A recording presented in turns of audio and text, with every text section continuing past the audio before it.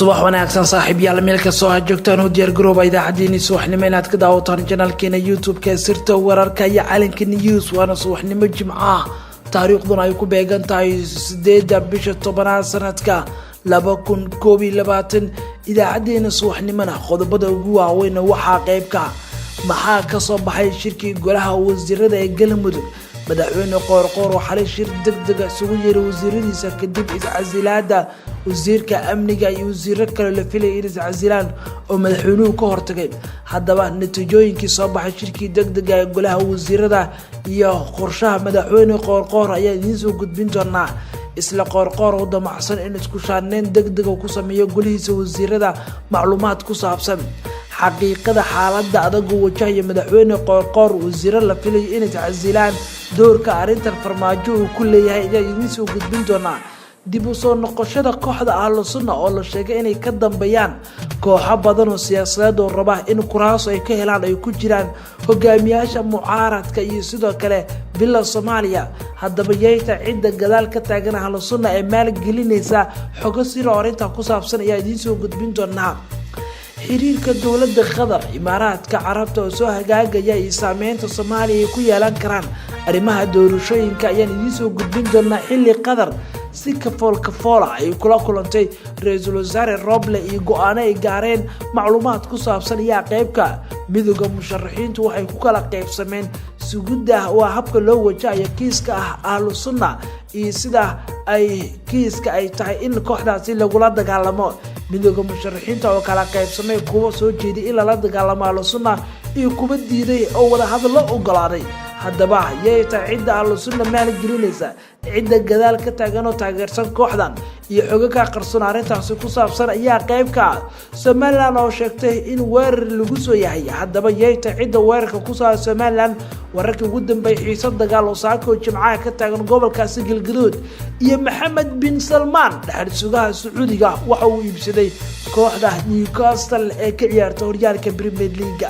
qodobadan iyo kuwa kale muhiim ah ku soo qaadan doona idaacadeena subaxnimo qayb ka noqo saaxiibada ku xidhi channelkeena subscribe noo dhigam balay-kana taabo si ay kugu soo dhacaan macluumaadka warbixinadeena subaxnimo ee halkan ku baahino soo dhawaada xaaladda Galmudug ayaan ku bilaabi doonaa saake wararkeena Galmudug xaaladda ayaa u muuqata mid ka sii daraysa marka loo eego 12 saacadood ugu dambeeyay warbixinada soo baxay Galmudug waxay wajahaysaa jahwareer siyaasadeed aad u xoogan tan iyo markii kooxda Ahlusunna ay soo laba kacleysay iscasilaada wasiirka amniga ee Galmudug ayaa waji kale hor leh u sii yeeshay xiisada maamulkaasi shalay waxa si lama filaan isku casilay wasiirka amniga ee Galmudug Axmed Macalin Fiqi kaas oo sheegay in isku fahmi waayeen asaga iyo madaxweynihiisa Galmudug Axmed Cabdi Kaariyo Qoorqoor dagaalka lagula galay kooxda Ahlusunna haddaba waxay idin soo koobi doonaa warbixino dhaadheer oo ku saabsan xaaladda Galmudug iyo xogo siraan helo xaqiijinaya inay jiraan kooxo abaabulan oo maalgelinaya kooxda Ahlusunna oo raba inay tartanka doorashada gaar ahaan kuraasta aqalka hoose in kuraas ay ku helaan cid maalgelinaysa iyo waxa ay yihiinba ayaa si guud ugu soo qaadan doonaa laakiin aan ku bilaabayo shirka golaha wasiirada ee Galmudug ayaa xalay shir degdeg ah ku yeeshay magaalada Dhuusamareeb waxaana shir gudoominayay madaxweynaha maamulkaasi Axmed Cabdi Kaariyo Qoorqoor shirkan ayaa ahaa shir inta badan ay u dhamaayeen golaha wasiirada wuxuuna ahaa shir degdeg ah oo madaxweynuhu codsaday waxaana lagu gorfeenayay xaaladaha siyaasadeed doorashooyinka midda amni ee Galmudug ka taagan madaxweyne Qoorqoor ayaa la soo warinay in ilaa hadda ku adkeysanayo in dagaal lala galo kooxda Ahlusunna oo la ciribtiro dagaalkaas uu noqon karo kan ugu dhow xal ama natiijo ay ka iman karta sida xogta aan ku helino dagaalka uu rabo madaxweynaha Galmudug Qoorqoor ayuu arkay in laga taqaluso kooxdan maadaama kooxda Ahlusunna ay rabto mid gorgortan iyo wada hadal la galo si uu hesho kuraasta aqalka hoose ee baarlamaanka Qoorqoor oo arintaas durugsan oo diidan in wada hadallo la galo kooxdan ayaa la sheegay inuu ku adkeystay go'aanka dagaal inuu galo haddaba muxuu kala hadlay golihiisa wasiirada xalay markuu kula kulmay magaalada Dhuusamareeb kulankan oo waqti badan qaatay indhahana lagu wada hayay shirka golaha wasiirada ayaa ah kulan xasaasi ah xiisadiisana lahaa oo xalay ka dhacay magaalada Dhuusamareeb kulankan ayaa looga hadlayay xaaladda Galmudug iyo sida ay tahay in loo wajaho kacdoonka kooxda Al-Sunna ee qabsatay magaalada Guraceel ee caasimadda waa magaalada Guraceel ee gobolkaasi Galgaduud sidoo kale kulanka waxaa qayb ka arrimaha doorashooyinka dhibaatooyinka haysta maamulka uu hogaamiyay madaxweyne Qoorqoor shirka golaha wasiirada oo soo dhamaaday saacado badan kadib ayaa war ka soo baxay madaxtooyada Galmudug waxaa lagu sheegay in dood iyo falanqeyn dheer kadib golaha wasiirada ay soo saareen qodobadan kow goluhu wuxuu go'aamiyay in la dardargeliyo sugidda amniga iyo xasiloonida Galmudug oo ah qodob lama taabtaan ah laba goluhu wuxuu ugu baaqayaa kooxaha ka howlan falalka amni darrida ah inay ka waantoobaan damacooda ku aadan in nabadgelyada Galmudug la carqaladeeyo saddex goluhu wuxuu soo saaray in la dardargeliyo howlaha doorashooyinka iyadoo loo gudbayo dhinacyada ay qusayso waajibaadkooda ama wajiga labaad ee doorashada shirkan ayaa ku soo beegmayay shalay inuu iscasilay wasiirkii amniga maamulkaasi Axmed Macali Fiqi sidoo kale laga cabsi qabo inay iscasilaan wasiiro badan go'aanadan ayaa ku warbaahinta la wadaagay xalay ka soo baxay shirkii golaha wasiirada ee madaxweyne Qoorqoor uu shir gudoomiyay haddaba xaqiiqooyinka xaaladda adag oo wajahayo madaxweyne Qoorqoor iyo wasiirada la filan karo inay iscasilaan أحمد عبد كاري قرقر waxa uu wajahaya xaaladii ugu adkeyd inta uu hogaaminay maamulka waa maamulka Galmudug oo uu qabtay bishii Febraayo 2020 iyadoo iscasilaad muhiim ah ay dhacday oo wasiirkii amniga ninkii ugu weyn oo iscasilay waxaase la filayaa in maanta jimco ah in sidoo kale ay ku dhawaaqeen in iscasilaan wasiiro badan kadib iscasilaadii wasiirka amniga Axmed Macali Fiqi oo kamid ah wasiiradii ugu waaweynaa ee Galmudug ku tashanaysa ama tiir dhaxaad ku ahaa xaqiiqda khilaafka Qoorqoor iyo wasiirka amniga Galmudug Axmed Macali Fiqi ayaa salka ku hayay xiriirka Galmudug ee la leedahay madaxweynaha waqtigu ka dhamaaday Farmaajo iyo arrimaha doorashooyinka taas oo wajah cusub u yeeshay waxaa la sheegay in madaxweyne Qoorqoor iyo wasiiradiisa ay ku kala aragto dubiin la macaamilka Farmaajo Qoorqoor ayaa la aaminsan inuu yahay nin saaxiib dhow la Farmaajo Fahad Yaasin taasoo keentay in wasiirada qaarkood waaweyn ee saameynta ku leh Galmudug ay ka soo horjeestaan xiriirka Farmaajo uu leeyahay Qoorqoor wasiirada arintaas ka soo horjeestay waxaa kamid ah Axmed Macali Fiqi oo isku dhaceen oo ugu dambeyn shaqada kaga tagay wasiir Saabir Shuuriye oo ah wasiirka gaadiidka ee dekedaha ee Galmudug iyo asna qayb ka inkastoo iscasilin laakiin haddana wasiirada la filan karo inay iscasilaan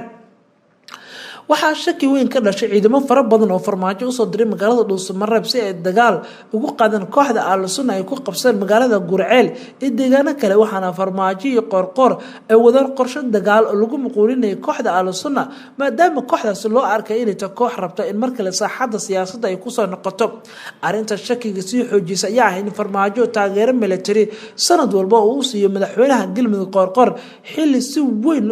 loogu baahay qabo codadka ka imaan kara Galmudug oo rabo Farmaajo in awood uu ku muquuniyo kadib wararkii Al-Shabaab ee Camaara gobolkaas Galgaduud waxa uu Fiqi aaminsan yahay in madaxweyne Qoorqoor iyo Farmaajo ay diideen in ciidamo loo soo diro gobolkaas Mudug oo dagaalka ka qayb qaata laakiin Farmaajo ciidamo uu ogol yahay in la geeyo Dhuusamareeb maadaama Dhuusamareeb doorasho ay tahay taariikh siyaasadeed oo la rabo in lagu boobo doorashada halkaasi xilligan oo Galmudug xaalad ay wajahayso Al-Sunna ay soo xoogeystay Farmaajo Fahadna la sheegay in ay arintan ay u arkaan mid kaga faa'iideysan karaan in kun askari la geeyo caasimadda Galmudug ee Dhuusamareeb ciidamadaas ay noqdaan kuwa lagu boobo doorashada talaabadan ayaana la sheegay inay arkeen xubnaha mucaaradka oo walal xoog leh ku abuurtay waxaa la filayay in wasiiro kale ay iscasilaan maanta Jimcaha kuwaas oo Qoorqoor ka soo horjeeda wasiirada la filan karo in iscasilaan waxaa qayb ka wasiirka gaadiidka iyo dekedaha Galmudug wasiir Saabir Shuuriye sidoo la mid ah wasiirka madaxtooyada Umar Shido iyo xubno kale ayay warku sheegayaan haddaba Galmudug wixii ka soo baxa waan eegi doonaa wararkeena dambe waan ku dheeraana sheekada Galmudug ee waxaan ka gudbinaa warbixinadana kale ee gudbi doona midowga musharraxiinta ayaa ku kala qaybsamay xiisada Al-Sunna ee Galmudug iyo sida loo wajahayo arintan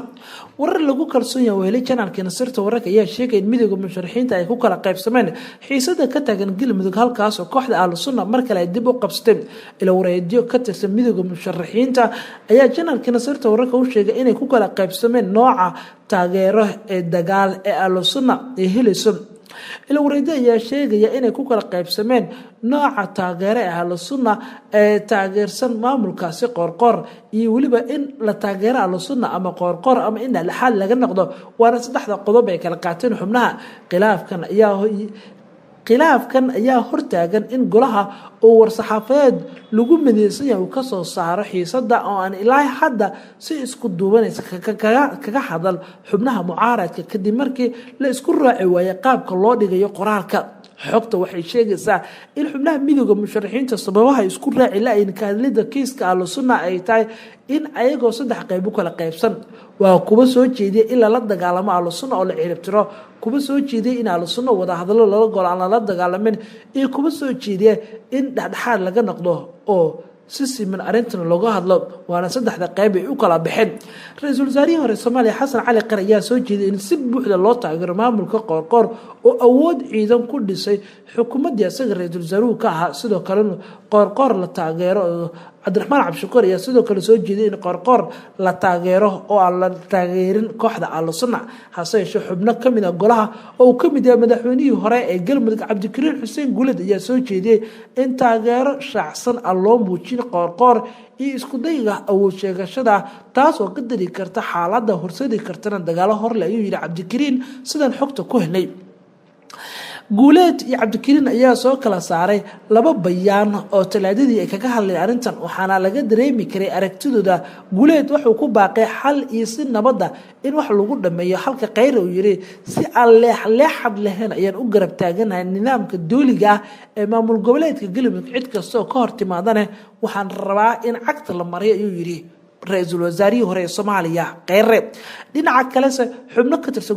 golaha midowga musharraxiinta ayaan ka soo xiginay inaysan taageersaneen in ahlu sunna balse ay rumaysan in Qoorqoor aanu mudnaan in garab istaagan sababo la xiriira sidoo in la'aanta u taageersanaa Farmaajo waqtigu ka dhamaaday sida darteedna ay ku fiirsanayeen marxaladan adag ee Qoorqoor uu wajahayo xubnaha ayaa soo jeediyay in la soo saaro war-saxaafadeed aan meel ugu jirin nabad baaqasho balse xubnaha taageersan Qoorqoor ayaa sheegay in taasi aysan dhici karin oo ahlu sunna ay tahay koox muuqato xuduudeeda leh oo ay rabaan in wajiga ay ka sameeysan macad sidoo khilaafkan ku dhamaan doono waxayse u badan tahay in golaha midowga musharraxiintu aysan ka hadli doonin kiiska ahlu sunna maadaama ay isku khilaafeen sida loo dhigayo kiiskan agaga warkii ugu dambeeyay xaaladda galgaduud daan eegno say milisha beeleedya ayaa dagaalamaya wararka naga soo gaaraya galgaduud ayaa sheegay in xiisad dagaal ay ka taagan tahay deegaanka liira Turbi oo hoostaga degmada Ballanballe ee gobolkaasi xiisadan dagaal ayaa waxa uu dhigay laba milisha beeleedya waxaana salka ku haysaa falaalka aanooyin qabiilka ee dagaalo soo laabtay oo muddooyinkii ugu dambeeyay ka dhacay deegaanka Turbi sida ay sheegayaan deegaankan ay maalmo ka hor baa deegaankani lagu dilay laba qof oo shacab ah taas oo sar u sii kicisay xiisada dagaalka cabsi walaa xor la ayaa soo foosartay dadka deegaanka Turbi oo la xiriira ilmilisha beeleedyo ay ku soo qulqulayeen halkaas manacan markii ugu horeysay xiisadan dagaal ee halkaas laga dareemayo milishaadka ayana soo fadhiya waxa la soo sheegay in waqti walba ay dagaalaha ay dhici karaan hagaaga Somaliland waxay sheegtay in weerar lagu soo yahay hadaba aan soo koobo warbixinada ka wararkeena xukuumadda Somaliland waxay sheegtay in weerar lagu soo yahay gaar ahaan nabadgelyada ay haystaan isla markaana kooxo argagixiso oo kooxda nabadgelyada ammaanka Somaliland ay weerar ku yihiin wasiirka arrimaha gudaha Somaliland Maxamed Kaahini wasiirka warfaafinta Suleymaan Koore ayaa sheegay in munaasabada xariga kaga jiray xarunta ciidanka gurmadka ay leedahay magaalada Laascaanood iyo hadaladani ka sheegeen waxayna carabka ku dhufteen in falalka amni darrida ay ammaanka ka dhanka muddooyinka dambe ka dhacay gobolka Sool ay ka dambeeyeen al-shabaab ee dad lamid ah kuwaas oo hadda ay sheegeen inay ka musaafireen Laascaanood waxay kale ku baaqeen bulshada ku nool deegaanada gobolka Sool in amnigooda ay ka shaqeeyaan isla markaana ay ka soo horjeestaan cid kasta oo lid ku ah amniga oo laga musaafirinayo magaalada Laascaanood muddooyinkii dambe waxaa ka soconayay dilal si gaar ah loogu beegsanay mas'uuliyiinta reer Somaliland hal doorkooda taasoo keentay in dad badan oo ka soo jeeda koonfur galbeed laga musaafiray magaalada Somaliland ayaa ku andacoonaysa in amni darrada Laascaanood ay soo fosaartay laga musaafiriyo koonfurta Soomaaliya dad koonfurta ka soo jeedanaya rabaan in qalqal xoogan ay geliyaan ugu dambeynna Maxamed bin Salmaan dhaxal sugaha Sacuudiga waxa uu iibsaday koox ka dhisan horyaalka Premier League ayaa hadda xiiso weyn yeelanaya markii dhaxal sugaha wadanka Sacuudi Carabiga Maxamed bin Salmaan uu sheegay inuu iibsado kooxda Newcastle United. Premier League ayaa xaqiijiyay in Newcastle United Football Club ay iibsado dhaxal sugaha wadanka Sacuudiga. heshiiskan wuxuu ku kacay 135 milyan oo pound wuxuuna hirgeliyaa shalay oo Khamiis ah waxaana lacagaan la sheegay inuu bixiyo dhaxal sugaha Sacuudiga Carabiga. hadda waxaan ahay milkiilaha rasmiga ee Newcastle waxaan rajaynayaa inaan kooxda noqonto kooxaha waaweyn ayuu yiri Mohammed bin Salman maadaama ninka ugu awooda badan ugu dhaqaalaha badan wadanka Sacuudiga. Mohammed bin Salman ayaa waqti badan ku taamayay in kooxdan uu iibsado. heshiiskan ayaa hadda ka hor waxa uu burburay 2020 markii Premier League ay ku adkeysteen in Sacuudigu kooxo kamid ah Premier League uusan iibsan karin. taageerayaasha Newcastle ayaa dabaaldeg weyn sameynaya ayagoo maanka ku haya in Mohammed bin Salman uu nin dhaqaale badan haysta maalgelin karana kooxda. idaacadeena subaxnimo ayaan qodobadan ku soo koobaynaa wararkani ku soo korray idaacadeena galabnimo ayaa naga xasuusinaa maanta Jimcaha saaxiibayaal nabadgelyo.